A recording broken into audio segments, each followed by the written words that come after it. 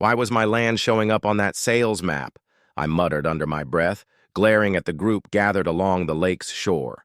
Folks were crowding together like it was some kind of festival, but all I saw was trouble. Karen, the homeowners association president, stood front and center with her arms folded tight, wearing that permanent smirk of authority she thought made her look powerful. Beside her, some slick-haired realtor waved his arms as if he were conducting an orchestra. "Ladies and gentlemen," he shouted, "welcome to the official launch of the 2,000-acre ecological lake development project. All signed, sealed, and approved." My stomach tightened. A fake map plastered with a bright red approved stamp sat there for everyone to see. And right in the middle of it, my land, my cabin, my property. No signature from me, no agreement, no consent. Just a forgery bold enough to insult common sense. A few neighbors whispered that I overreacted later. But when the lights went out that night, when the whole neighborhood sank into darkness, they began to understand the truth. And Karen, well, she was about to learn exactly what price she had traded away.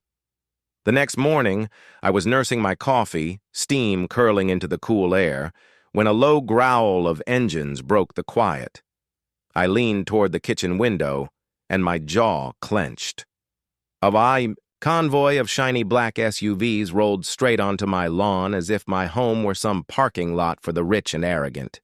Tires bit into the grass Mary and I once planted wildflowers on. I'd lived here for 15 years.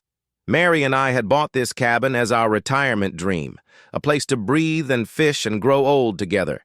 Now, 2 years since cancer took her from me, this cabin wasn't just wood and nails. It was the last heartbeat of our life together, and these people had the audacity to treat it like an investment opportunity. The first SUV door swung wide, and out stepped Brenda Whitmore, though everyone in Pine Ridge whispered Karen behind her back. At 45, she carried herself like she ran the world, dressed in a crisp white blazer that screamed board meeting rather than trespassing. Her chin jutted forward like she'd already won. Behind her strutted Rick Pettin, a real estate shark with a grin so polished it looked painful. His handshake, his posture, his too-perfect suit, everything about him screamed commission hunter. His eyes didn't look at people. They calculated property values. "Morning, Mr. Thompson," Karen called sweetly, clutching a fat manila folder to her chest as though it were a sacred text. "Beautiful day, isn't it? Perfect for discussing your future." The way she stretched that word, future, sent a chill across my skin. People only used that tone when they were about to shove bad news down your throat and tell you it tasted like honey. Rick swaggered forward, hand extended, like we were old friends. "Mr. Thompson, Rick Pettin, Premium Lake Properties. I understand there's been some confusion about your property status. But don't worry, sir. We're here to clear everything up." I didn't take his hand. Instead, I set my coffee on the porch rail, slow and steady, like I was placing a warning shot. "I don't recall inviting either of you onto my property, and I certainly don't remember having business with any real estate outfit." Karen's smile didn't break, but her eyes narrowed with a flash of cold steel. "Oh, Mr. Thompson, you do have business with us. Very important business." She opened the folder with a dramatic flourish and produced a single sheet of paper, holding it up like it was the Declaration of Independence. 18 months ago, you authorized the sale of your property as part of our lake development project. My name sprawled across the bottom in blue ink, but it wasn't mine. I hadn't touched a blue pen since 1985. My signature, the same flowing cursive I'd signed on decades of military forms, was unique. A slant, a rhythm, a fingerprint. This looked like a child's tracing, clumsy and fake. "That's not my signature," I said flatly. Rick's grin flickered but returned fast. "Mr. Thompson, this is official documentation. Verified surveys, environmental clearances, the works. This project will bring tremendous value to the area." Karen chimed in, clapping her hands lightly as though we were in agreement. "Exactly. This isn't just about your cabin, Marcus. This is about the future of our whole community. She unrolled a large map on the hood of her SUV, weighing it down with Rick's briefcase and her purse. It was covered in crisp property lines and lot numbers. My cabin sat right in the center of Development Zone A, inked in bold red letters. The entire lakefront glared back at me, stamped, approved for development. But my years in the Bosch's military had taught me to notice when details didn't line up. And this map was wrong. The GPS coordinates in the corner didn't even point to Pine Ridge. They landed in the middle of Lake Superior. Either someone was unbelievably sloppy, or this was a setup. I leaned closer, keeping my tone neutral. Impressive paperwork. Mind telling me where you got the survey data? Karen and Rick exchanged one of those silent looks, the kind where each person hopes the other will come up with a lie quick enough. Finally, Rick cleared his throat. Our survey team used state-of-the-art GPS equipment, all verified through proper channels, Karen cut in. The bigger picture, Marcus, is sustainability, eco-friendly vacation homes, trails, a marina for electric boats. We're protecting nature while improving value. It sounded wonderful if you ignored the part where they were stealing my land out from under me. I'd seen cons before. Overload a man with fancy words, hoping he'd miss the single rotten. Thread holding it all together. I folded my arms. I might just be a retired mechanic, but I know my rights. I never signed anything. I never gave permission. And I sure as hell didn't authorize anyone to sell this land. Karen's smile strained. Mr. Thompson, the legal documents are clear. You have 24 hours to prepare for relocation. After that, construction begins. 24 hours? I asked. Rick's smile vanished completely. His eyes turned cold. If you refuse, we'll proceed under court authorization. Fighting it would be expensive. The air turned heavy with the threat. My home, my sanctuary, my last connection to Mary, already stolen on paper. To them, I was just an obstacle to be bulldozed. But as I stared at Karen's smug face and Rick's predatory grin, something old and steady woke up inside me. Not fear, not panic, anger. Cold, sharp anger. The kind that had carried me through 2 decades of military service. They saw a 60-year-old widower. What they didn't see was a man trained to find the single weak wire that could bring an entire system crashing down. 24 hours, I repeated, nodding like I was surrendering. Not much time to pack up 15 years of memories. Karen's grin widened, shark-like. I'm sure you'll adjust, Marcus. Change can be a wonderful thing. Their SUVs roared away, spitting gravel onto my lawn. I stood there watching until the dust cleared. 24 hours. They had no clue they'd just given me exactly what I needed to destroy their entire plan. That night, sleep was impossible. Each time I closed my eyes, I saw that fraudulent signature sneering at me. By 3 a.m., I sat at my kitchen table with my laptop, ready to dissect every detail of their so-called documents. 20 years in military electronics had taught me one lesson. When data doesn't add up, someone's lying. I uploaded their files, ran them through analysis tools, and the first red flag popped up almost instantly. The map's metadata showed it was created using software called MapFaker. Long discontinued after fraud scandals. A quick search confirmed it. Not government-issued, not legitimate. Digging deeper, I found the name of the company tied to the map, Satellite Scope Inc. Articles from 2019 screamed off the screen. FBI investigations, stolen satellite data, fraud. These weren't just sloppy criminals. They were professionals in land scams, and the government logo they stamped on the corner, lifted pixel for pixel from a 2017 Department of the Interior webpage, pixel for pixel. I actually found the original, image still cached in an old web archive. Even their official looking red approval stamp was a digital copy of a genuine USDA forestry seal rotated 15 dig and recolored. By 5 a.m., I had compiled enough evidence to prove their documentation was completely fabricated, but I needed to understand the scope of their operation before making any moves. These weren't amateur scammers working out of someone's garage.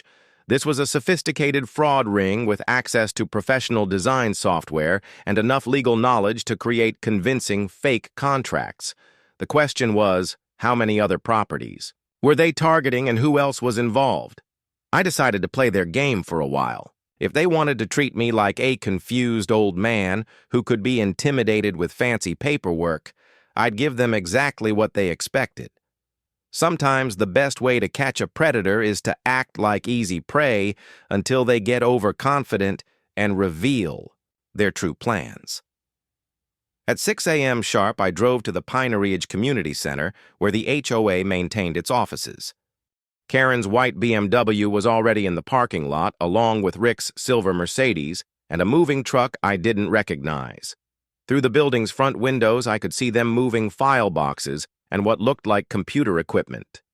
They were either expanding their operation or preparing to disappear quickly if things went wrong. I parked across the street and watched for a few minutes, trying to understand their body language. Karen was clearly in charge, pointing and directing, while Rick and two men I didn't recognize did the heavy lifting. Every few minutes, she'd check her phone and look around nervously, like she was expecting trouble. Good. She should be nervous. I walked into their temporary office with my head hanging low and my shoulders slumped, playing the part of a defeated old man who'd spent all night coming to terms with losing his home. "Mrs. Whitmore," I called out in a subdued voice, "I've been thinking about what you said yesterday about the development project and the legal costs of fighting it." Karen's face lit up like a slot machine hitting a jackpot. "Marcus, I'm so glad you decided to be reasonable about this. Please sit down. Can I get you some coffee?" The fake concern in her voice was almost impressive. She was good at this game, probably had years of practice manipulating people into signing away their rights. Rick appeared from behind a stack of moving boxes, that predatory smile back in full force. "Mr. Thompson, you're making a very wise decision. These development projects can be incredibly beneficial for everyone involved." "I suppose I need to understand what I'm getting into," I said, settling into the folding chair they offered. "How big is this development project exactly? I mean, if I'm going to lose my home anyway, I'd like to know what's replacing it." This was the moment I'd been waiting for. When people think they've won, they love to brag about their victories. Karen leaned forward eagerly, spreading out a much larger map than the one they'd shown me yesterday. "Marcus, you're going to be amazed by the scope of this initiative. We're not just talking about your property. We've identified 47 prime lakefront locations that are perfect for sustainable development. 47 locations." My blood ran cold, but I kept my expression neutral and interested. That meant 46 other families were about to go through exactly what I was experiencing.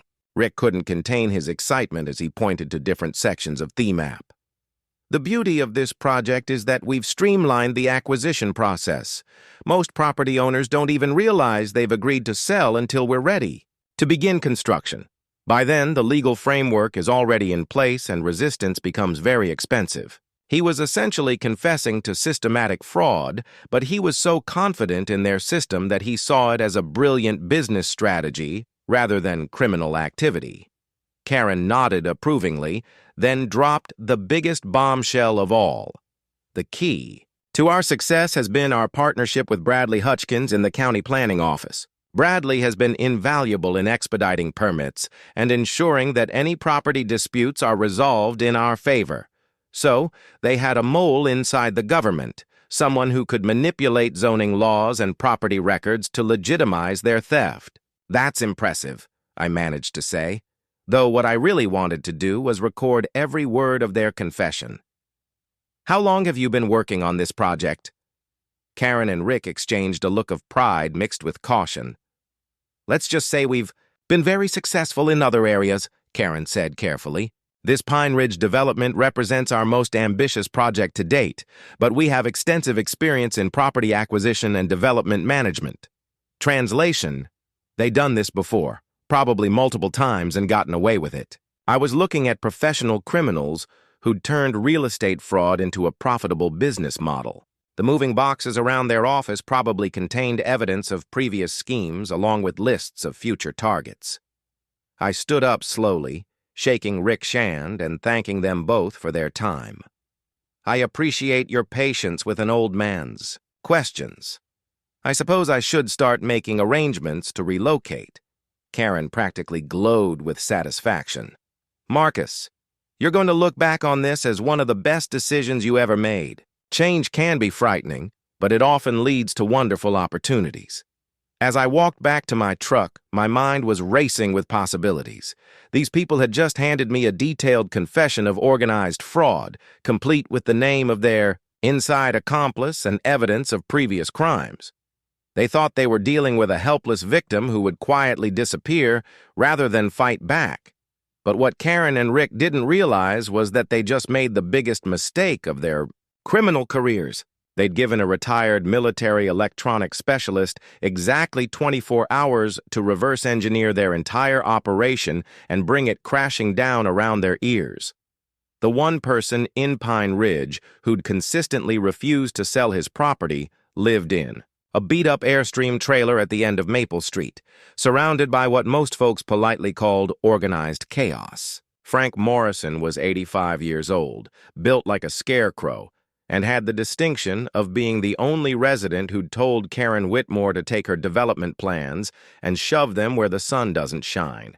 His yard was filled with decades of accumulated government memorabilia, old Forest Service signs, and enough paperwork to stock a small library. Most people assumed Frank was just another stubborn old coot clinging to worthless land. But I had a feeling there was more to his story. If anyone in this neighborhood had dirt on Karen's operation, it would be the retired forest ranger who'd been watching these woods longer than anyone else alive. Frank answered his trailer door wearing a faded flannel shirt and suspenders that had probably been purchased during the Carter administration. His weathered face broke into a grin when he saw me standing on his makeshift porch. Marcus Thompson, right? Heard you had some visitors yesterday morning. Black SUVs and fancy suits don't usually come calling unless someone's in deep trouble or about to be.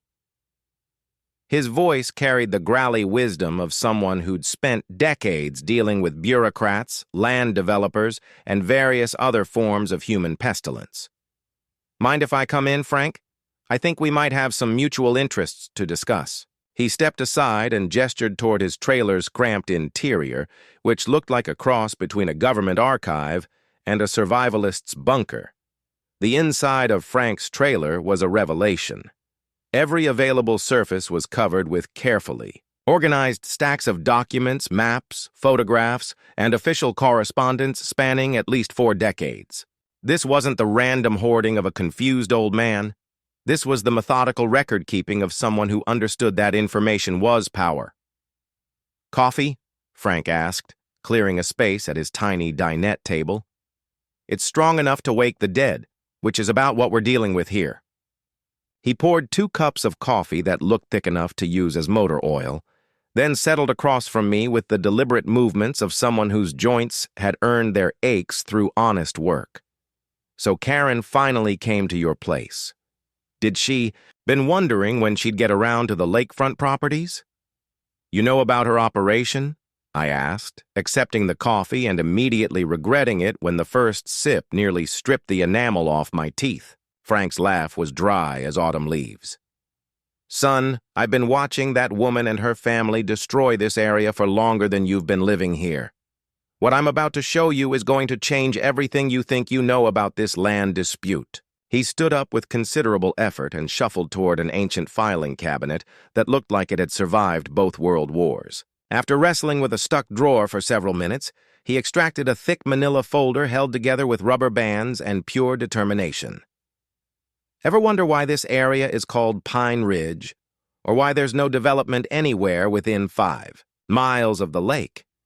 Frank spread out a collection of documents across his table, each one bearing official government seals and signatures that looked genuinely authentic, unlike the forgeries Karen had tried to pass off as legitimate paperwork.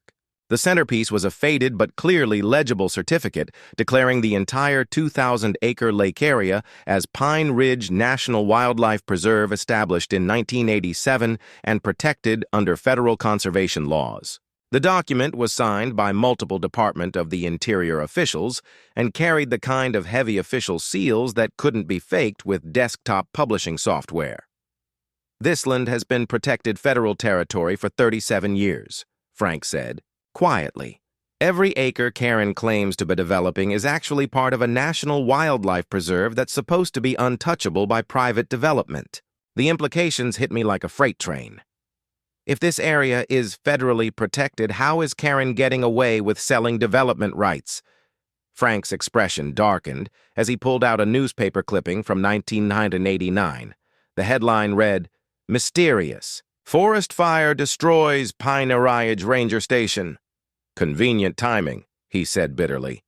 3 days after the fire, every official record of the preserved status disappeared from state and county files. The ranger station burned to the ground, taking with it all the local documentation, surveying records, and legal filings that prove this area's protected status. Within 6 months, the land was quietly reclassified as available for private development, and the whole preserve designation was erased from official memory. He tapped the newspaper clipping with one gnarled finger. Fire started, in 3 different locations simultaneously. Forest Service investigators called it suspicious, but the case was closed without charges. "Let me guess," I said, studying the article more carefully. "Someone with connections made sure the investigation didn't dig too deep." Frank nodded grimly and pulled out another document. This one, a personnel record from the county planning office, dated 1/9/89, meet Benjamin Whitmore, Karen's father. He was assistant director of county development planning when that fire happened, and he was the one who pushed through the reclassification of this land after all the federal paperwork conveniently disappeared. The family connection explained everything. This wasn't just Karen's scheme. It was a generational project that had been in planning for over 3 decades. Ben Whitmore spent years positioning himself to profit from the eventual development of protected federal land. And now his daughter is finishing what he started. Frank leaned back in his chair, which creaked ominously under even his minimal weight. But here's the thing they didn't count on. I kept copies of everything. 37 years of federal correspondence, environmental surveys, wildlife protection orders, and legal documentation proving this area's protected status. Karen thinks she erased the evidence when Daddy's cronies torched the ranger station, but she never knew about my personal archives. He gestured toward the filing cabinets and document stacks surrounding us. "I've got enough paperwork to prove that every development permit she's issued is invalid and every property sale she's attempted is fraudulent appropriation of federal land." The old rear's eyes gleamed with the satisfaction of someone who'd been waiting decades to spring the perfect trap. "There's more," Frank continued, pulling out what looked like a Cold War-era military survey map. During the 1262nd, this preserve area was also used as an emergency communication station for the North American Air Defense Command. There's a sealed underground facility about 2 MEI from your cabin that's still technically classified military property. He pointed to a small symbol on the map that I recognized from my Air Force days. If any construction crews start digging around that area, the whole region will be locked down by federal security forces while they investigate potential breaches of classified installations. Karen has no idea she's about to trigger a national security response. I stared at the document in Frank's weathered hands, realizing that this unassuming old man had been sitting on evidence that could not only stop Karen's scheme, but potentially send her to federal prison. "Frank, why haven't you used this information before now?" He smiled sadly. "Who's going to believe an 85-year-old man living in a trailer?" Karen's got money, connections, and enough legal firepower to discredit anything, I might say. But you, Marcus, you're still sharp. You understand technical documentation and you've got military experience that gives you credibility with federal agencies. He carefully returned the documents to their folder. Together, we might actually be able to stop her before she destroys everything this preserve was created to protect. 3 hours in my basement studying electrical and water systems revealed something Karen hadn't considered. My cabin sat on the original utility easement feeding power and water to the entire neighborhood. Every single one of the 47 houses she was targeting depended on infrastructure running directly through my property. The previous owners had negotiated permanent utility rights when they sold parcels to developers, which meant I had legal authority over the main lines. More importantly, I had legitimate reasons to shut down service for emergency maintenance whenever necessary. Karen had spent so much time focused on stealing my land that she'd never researched who actually controlled the utilities, keeping her neighborhood running. Around noon, I conducted a thorough inspection of the electrical grid, tracing every wire and junction box from my property to the subdivision. What I found made my blood run cold. Hidden among the legitimate power lines was an unauthorized electrical cable running underground from Karen's house to what appeared to be an abandoned residence at the far end of the development. The house looked empty from the outside with overgrown landscaping and boarded windows, but that rogue power line was drawing enough electricity to run a small factory. Someone was operating high-powered equipment in that supposedly vacant building, and they were stealing power to do it. I marked the location on my survey map and decided this mystery house deserved a closer investigation after dark. The rogue cable wasn't just stealing electricity. It was dangerously overloading the entire neighborhood's electrical system. As a retired aircraft technician, I knew that kind of unauthorized draw could cause power surges, equipment failures, or even house fires. Karen wasn't just committing fraud. She was putting every family in Pine Ridge at risk with her illegal electrical modifications. I had every legal right to disconnect that unauthorized line, and doing so would cut power to whatever operation she was running in that abandoned house. But first, I needed to document everything properly if this turned into a legal battle. I wanted ironclad evidence of every safety violation and illegal modification Karen had made to the neighborhood infrastructure. That evening, I shut off the main power grid under the authority of my utility easement rights, announcing over the neighborhood's emergency communication system that I was conducting routine maintenance to prevent electrical hazards. Within minutes, the entire subdivision went dark except for one house.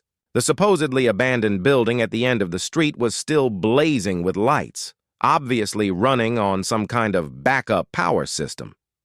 I grabbed my flashlight and headed through the woods toward the mysterious building, keeping to the tree to avoid being seen. What I discovered when I peered through a gap in the boarded windows changed everything I thought I knew about Karen's operation. The abandoned house was actually a high-tech production facility filled with computer servers, professional video equipment, and what looked like artificial intelligence processing units. But this wasn't just any computer setup. The screens displayed dozens of video files showing various Pinaride residents supposedly agreeing to sell their properties. Except I recognized the technology from news reports about deep fake manipulation. Karen wasn't just forging signatures on contracts. She was creating completely fabricated video evidence of property owners consenting to sales that had never actually happened. The sophistication of this operation was staggering. She had created digital avatars of elderly residents and was manufacturing fake video testimonials to support her fraudulent land grabs. I managed to photograph several screens through the window gap, including file directories labeled with residents' names and dates. There were completed deep fake videos for 12 different property owners, including myself, all apparently recorded within the past 6 months. The technological setup represented hundreds of thousands of dollars in equipment and expertise. This wasn't just local real estate fraud. This was organized crime using cutting-edge technology to systematically steal property from vulnerable elderly residents. Karen had figured out how to manufacture convincing video evidence that would hold up in court unless someone knew exactly what to look for in deep fake detection. Just as I was documenting the last of the video equipment, Karen's backup generator system suffered what could only be described as a catastrophic failure. The sudden power outage I'd created must have forced an overload when all that high-tech equipment tried to switch to emergency power simultaneously. The explosion lit up the night sky and brought the Pine Ridge Volunteer Fire Department racing to the scene within minutes as firefighters worked to contain the electrical fire. Their emergency lights illuminated scattered documents that had been blown out of the building by the explosion. Among the papers scattered across the lawn, I could see bank account statements, money transfer records, and what appeared to be correspondence with someone named Vincent Torino. The fire department's investigation revealed something that made my stomach drop. Hidden in the building's basement was a sophisticated money laundering operation, complete with multiple bank accounts opened under the names of elderly Pine Ridge residents who had no idea these accounts existed. Karen hadn't just been stealing property.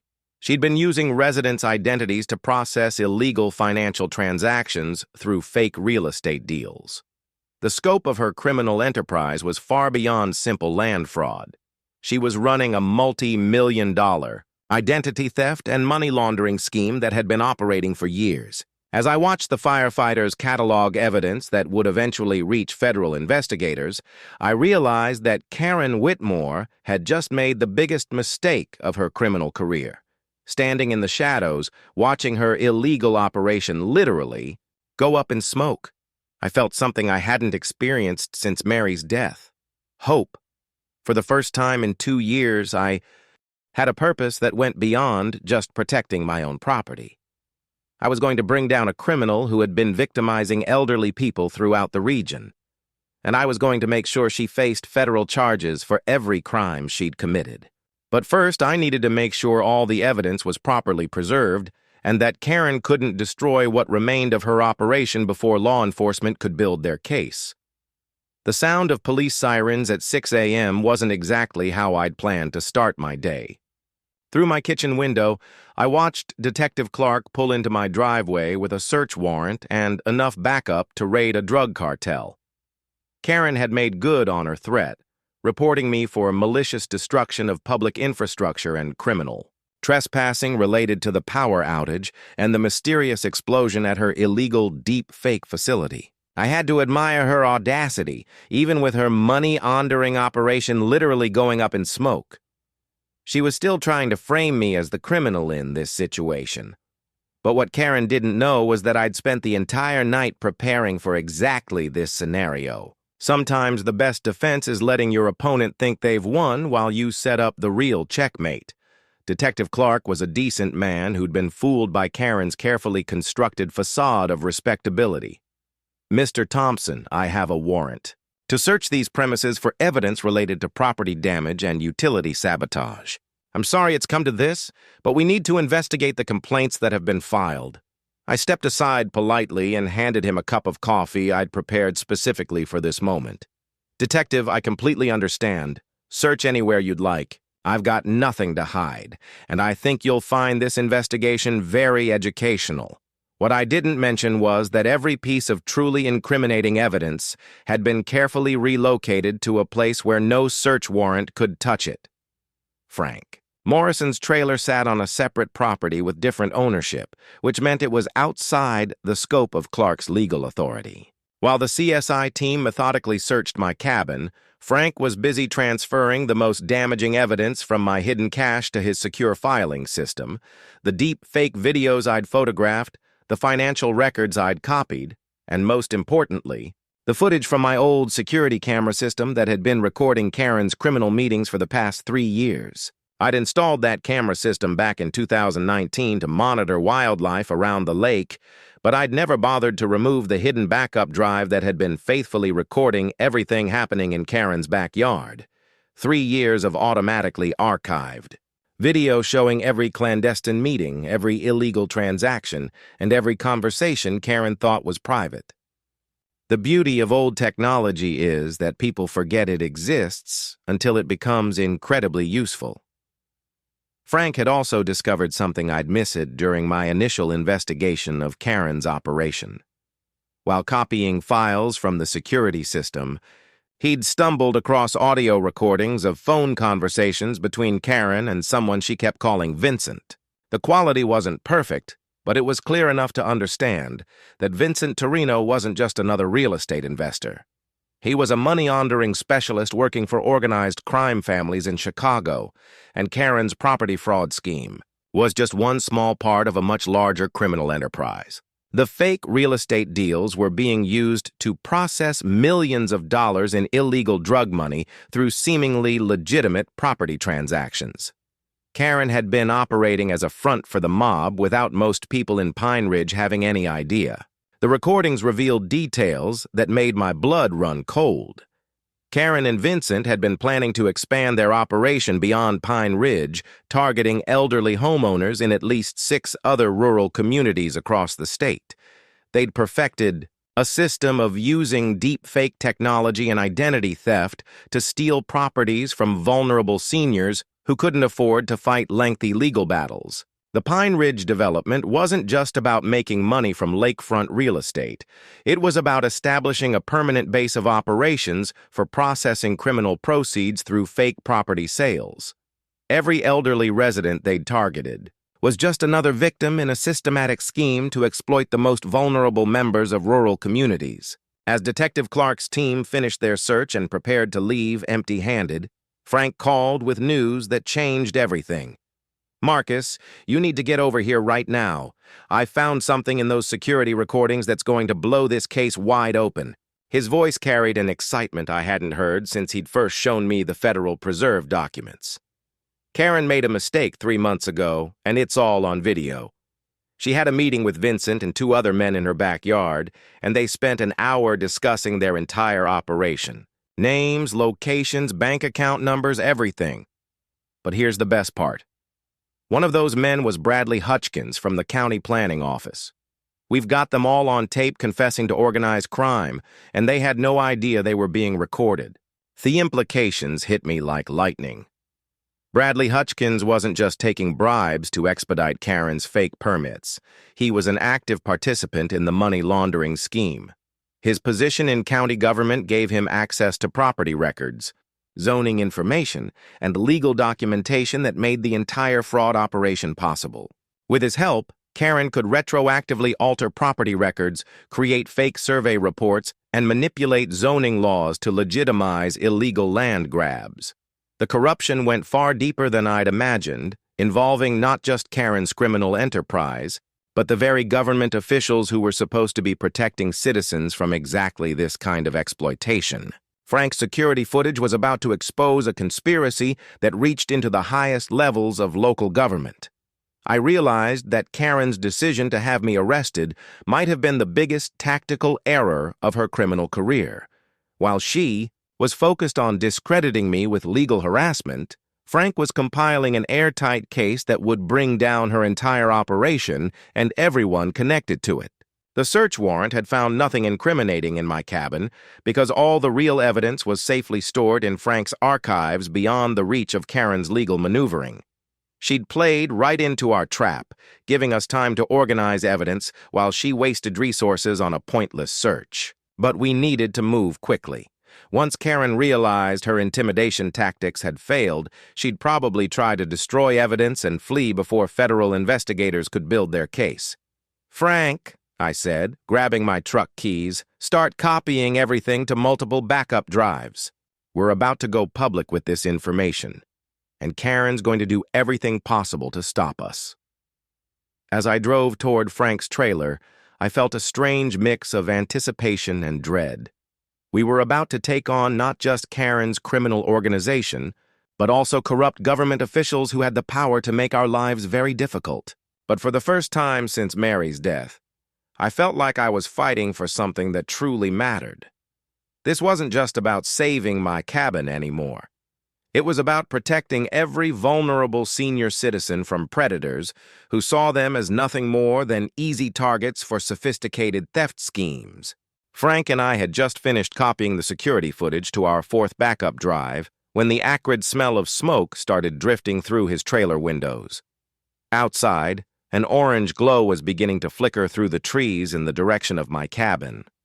Karen wasn't wasting any time trying to eliminate evidence and witnesses now that her legal intimidation tactics had failed.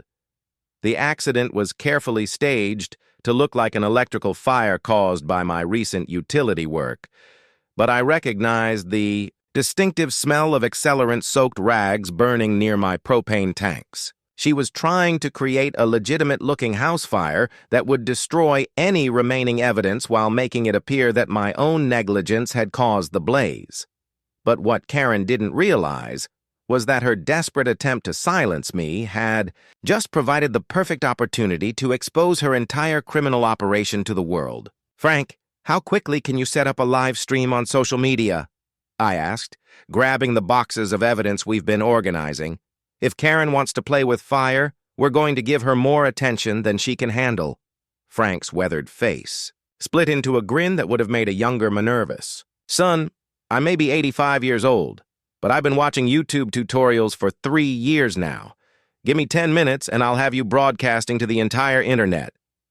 While Frank wrestled with his ancient laptop and a webcam that probably predated the Obama administration, I called the fire department and then started organizing our evidence into a presentation that would be impossible for Karen to discredit or dismiss. We had 3 years of video footage, federal documents proving the area's protected status, bank records showing money laundering, and recorded conversations with organized crime figures. By the time Karen realized what was happening, her criminal empire would be exposed to thousands of witnesses. The live stream started modestly with just Frank's neighbors and a few residents tuning in to our emergency neighborhood alert broadcast. I began by explaining the fake real estate contracts and fraudulent property surveys, showing viewers the technical evidence that proved Karen's documentation was completely fabricated. The audience was small but engaged with people commenting and sharing our stream as word spread through social media. But when I started playing the security camera footage of Karen's backyard meetings with Vincent Torino, everything changed. The view count exploded from dozens to hundreds to over 1,000 people as the video went viral across multiple platforms. Suddenly, we weren't just talking to Pine Ridge residents anymore. We were broadcasting evidence of organized crime to a national audience that was hungry for justice. The timing couldn't have been more dramatic. Just as I was explaining the money laundering scheme and showing bank documents on camera, Karen herself appeared at the edge of Frank's property with 3 large men who looked like they'd been hired from central casting for a mob movie. She was clearly panicked, probably having just realized that the smoke from my cabin fire was visible to anyone watching our live stream. "Turn off that camera right now," she shouted, marching toward Frank's trailer with all the authority she could muster.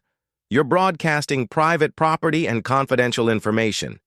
But what Karen had failed to consider was that we now had over 3,000 people watching our live stream, and her dramatic entrance was being recorded and shared across the internet in real time. "Ladies and gentlemen," I announced to our rapidly growing audience, "I'd like you to meet Karen Whitmore, the woman who's been systematically stealing property from elderly residents throughout this region." The chat window exploded with comments as viewers recognized the woman they'd been hearing about for the past hour. Karen's face went white as she realized the scope of what was happening. This wasn't just a local dispute anymore. This was a public exposure that would follow her for the rest of her life. One of her companions, a heavy-set man with the kind of neck tattoos that suggested poor life choices, stepped forward and tried to block our camera. "Hey, buddy, maybe you should mind your own business before you get hurt," he said, apparently unaware that threatening behavior during a live stream was probably not the smartest career move. That's when Rick Peaton shocked everyone, including Karen, by stepping out from behind the other men and walking directly toward our camera setup. "Folks, my name is Rick Peaton, and I need to tell you something important," he said, looking directly into the webcam. "I'm not actually a real estate agent. I'm FBI Special Agent Rick Peaton, and I've been working undercover for the past 2 years investigating this criminal organization. The chat window went absolutely insane as viewers processed this revelation. Karen's mouth fell open in complete shock, and one of her hired muscle men actually took a step backward like he was considering running away. Rick continued, "We've been building a federal case against Karen Whitmore, Vincent Torino, and their associates for racketeering, money laundering, and elder fraud. Marcus Thompson's investigation has provided us with crucial evidence that will help prosecute this entire criminal enterprise." The live stream audience had grown to over 15,000 people, and the comments were flowing so fast they were impossible to read.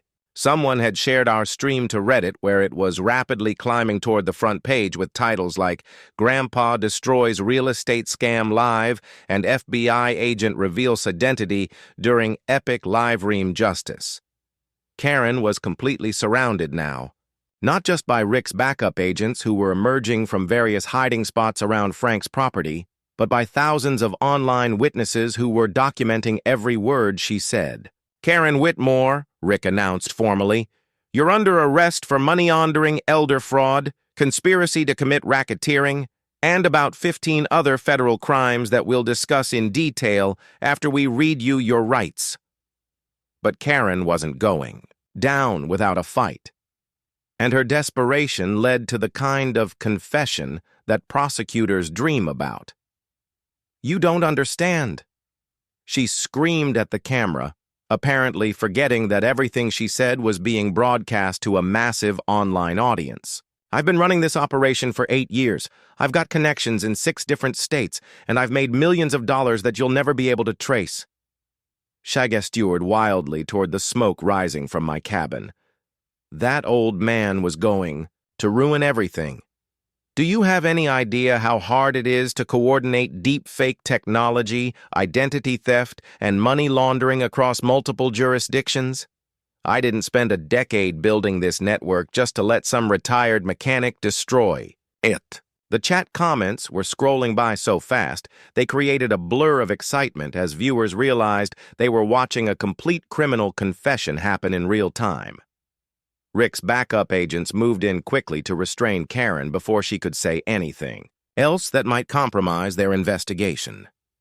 But the damage was already done. She had confessed to running a multi-state criminal enterprise on camera in front of an audience that was now approaching 20,000 people.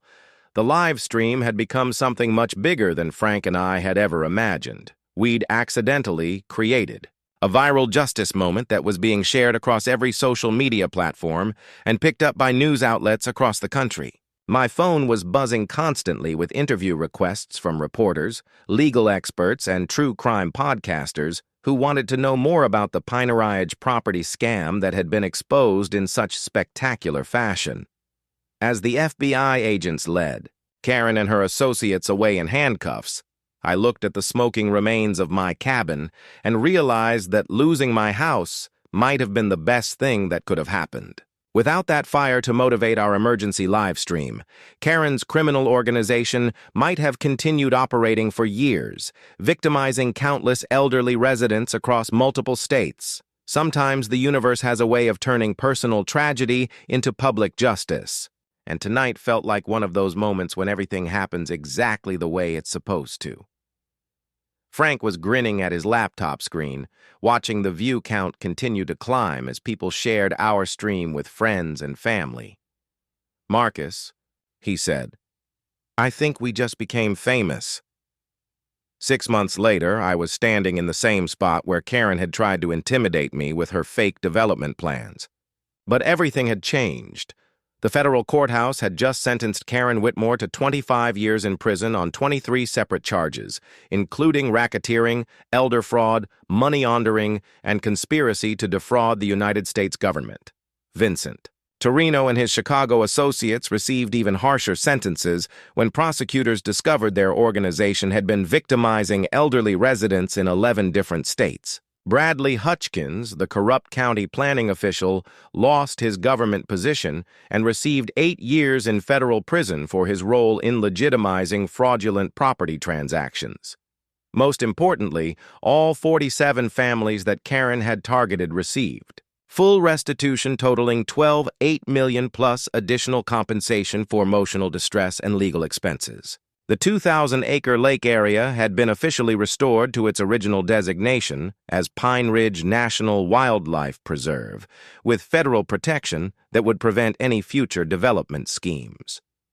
The Department of the Interior offered me a position as a volunteer caretaker of the preserve, which came with a salary of $75,000 per year and the right to rebuild my cabin as an environmental education center. Frank Morrison received the Outstanding Citizen Service Medal from the Secretary of the Interior for his decades of preserving crucial historical documents that made the federal case possible. He used his reward money to establish the Pine Ridge Community Archive, a small museum dedicated to preserving local history and educating visitors about the importance of protecting federal lands from criminal exploitation. My new business cards read, Environmental Education Specialist, which still ma damn chuckle every time someone handed me one. From retired aircraft mechanic to federal preserve caretaker wasn't a career path I'd ever planned, but it felt right, in ways I couldn't have anticipated. The rebuilt cabin served as headquarters for educational programs that brought school children from across the state to learn about wildlife conservation, environmental protection, and the importance of civic engagement in preventing corruption. Every week, he met with groups of young people who were fascinated by the story of how one old man and his elderly neighbor had used live stream technology to expose a criminal conspiracy that reached into multiple states and government agencies. The Pine Ridge HOA had been completely dissolved and replaced with a transparent community council that required all meetings to be live-streamed for public accountability. As the elected chairman of the new council, I'd implemented policies that prevented any individual or organization from gaining the kind of unchecked authority that had allowed Karen's criminal enterprise to operate for so many years. Our first official rule stated that every community decision must be broadcast live on social media, ensuring that residents would never again be victimized by secretive backroom deals or fraudulent documentation.